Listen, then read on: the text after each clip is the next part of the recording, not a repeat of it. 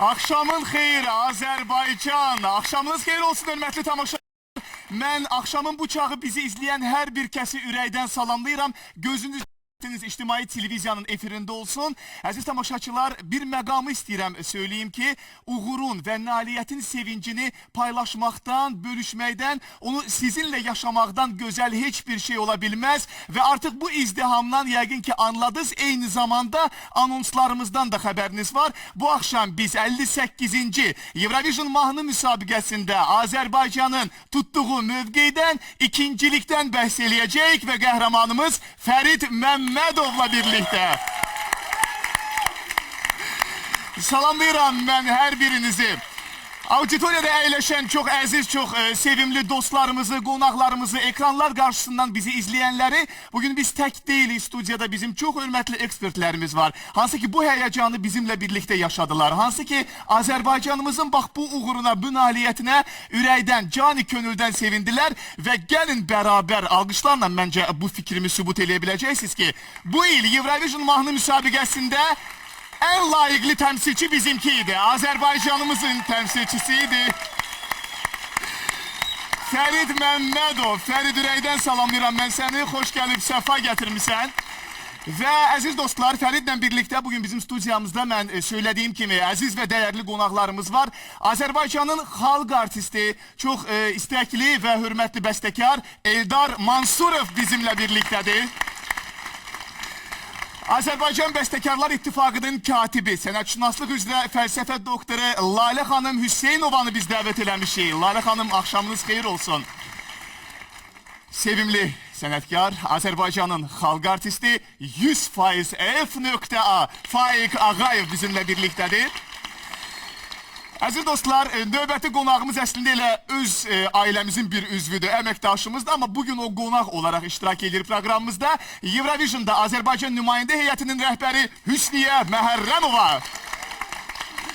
Və həmin müsabiqədə Azərbaycandan koordinator Zəhrə Bədəlbəyli də buradadır. Alqışlayırıq Zəhrə xanımı.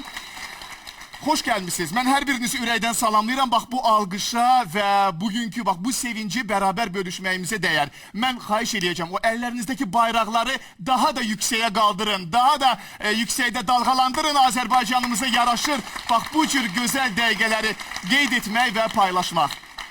Mən bir məqamı söyleyeyim, bizim qonaqlarımızla söhbətimizə keçməzdən əvvəl, Fəridin ifasına keçməzdən əvvəl, Fərid, bir sürpriz hazırlamışıq sənin üçün bugün. Həmin sürpriz nə cür baş tutacaq, nə cür olacaq, mən bu barədə hələ ki heç nə demirəm. Amma mən tamamilə əminəm ki, sən həm çaşacaqsan hardasa, həm təəccüblənəcəksən, bu unikal bir şey olacaq. Odur ki, gözlə birazdan bu sürpriz məncə bizə tərəf gəlməkdədir. Hər halda gözləyək, gözləyək. Mən isə istəyirəm bu axşam qonaqlarımızın bir Eurovision'dan bağlı fikirləri ilə ilk əvvəl başlayaq. Bitdi artıq bu həyəcan, bitdi artıq Eldar müəllim bu müsabiqə, izlədik. Artıq yerimizdən xəbərimiz var ki, ikinci pillədəyik.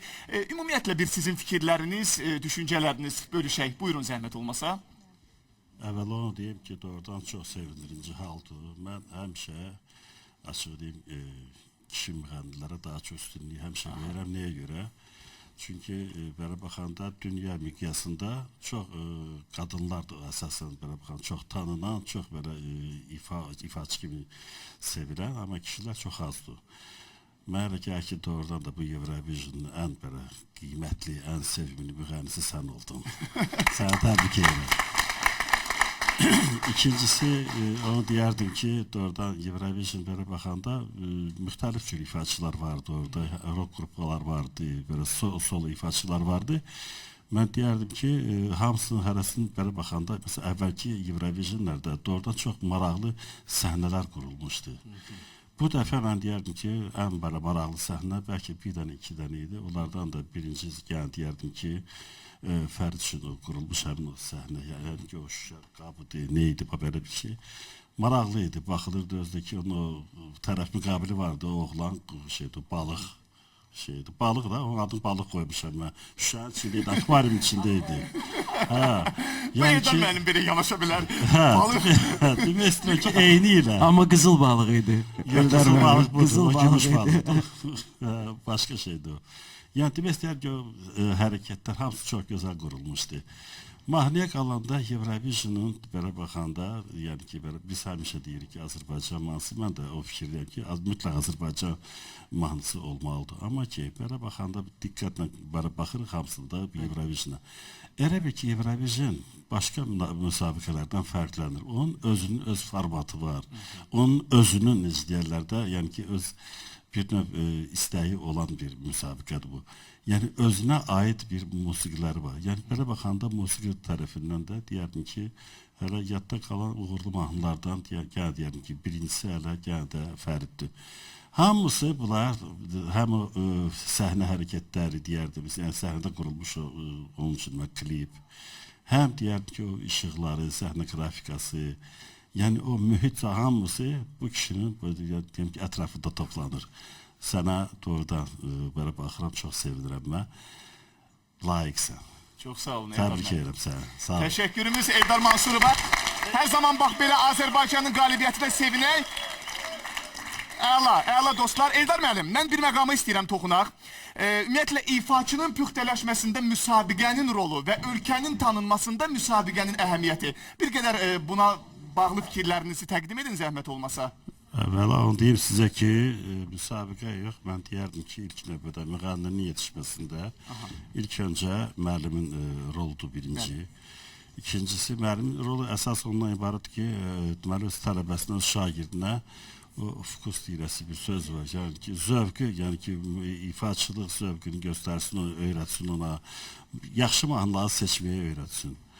Müsabiqə, bilirsiniz, müsabiqələr gəlib gedərdilər. Müsabiqələr çox olur. Məsələn, hərdən görürsən ki, bir müsabiqədə qalib olursan, görürsən, o bir müsabiqəyə məsələn daha getmirsən. Deyirsən ki, bu mənim besimdir.